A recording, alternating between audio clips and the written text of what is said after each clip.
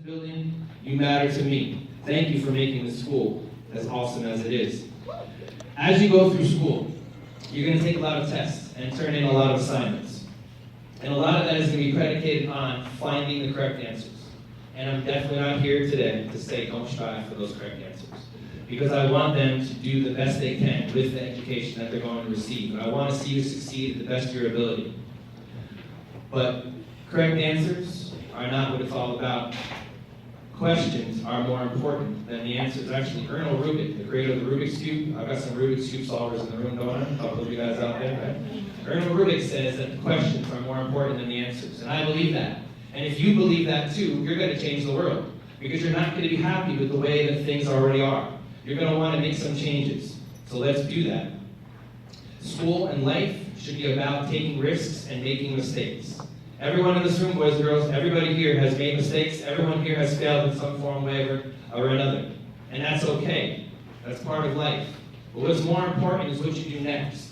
When you take a step back, how do you move forward? When you don't achieve your dream in the first try, how do you persevere? You need that resiliency, that perseverance to achieve your dreams.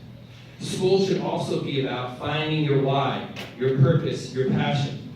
There are so many people out there in the world that are going to work to a job every day that they don't like. They dread going to work. Don't be like one of those people. Find something that you're supposed to do and live that dream.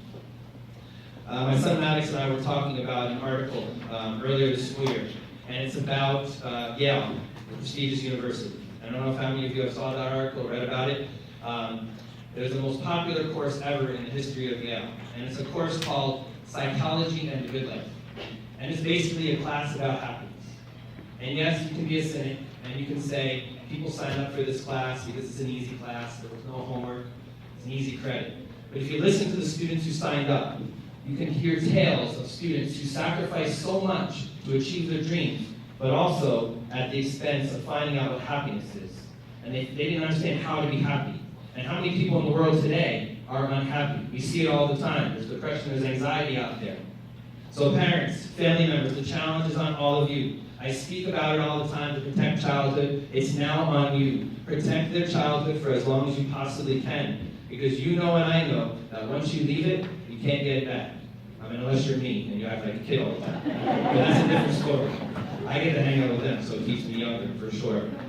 So boys and girls, I care about your academic success. I want you to succeed. I want to hear about all the great things you're going to do as you go through middle, high school, college, and I can't wait to hear about those stories later on in life, and I hope we meet up again, and I get to hear about all those things. But what I care more about than your academic success is how you treat others. What I care more about is the way you care for this world. What I care more about is the difference you make in the lives of those around you. One thing that we do here at school, we have conversations about every single one of you through the years. Right? We sit down with your teachers, either in a meeting or we just talk to them in the hallways, and we're trying to find out about your progress. How are you moving towards your goals? Are there any barriers stopping you from achieving your goals?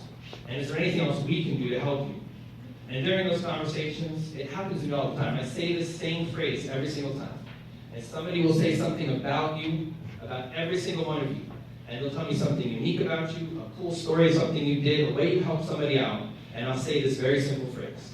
And it's, man, I love that kid. And it's so true. All of you are going to live in my heart forever, forever. You have to understand that. What you have done for us here at the school is amazing. I started out in education. My goal is to help make kids' lives better. And that's what we do here at Gator Run. We help make your life better. That's what we try to do. But in return, actually, the real secret is the love and the energy you send back to us makes our lives better. So I want to thank you, boys and girls. Thank you for making this school better. Thank you for making your family and your friends better. Thank you for making my life better. I love every single one of you. Please, please, please come back and visit. You are all my kids, and you're always going to be right here with me. Thank you. Thank you.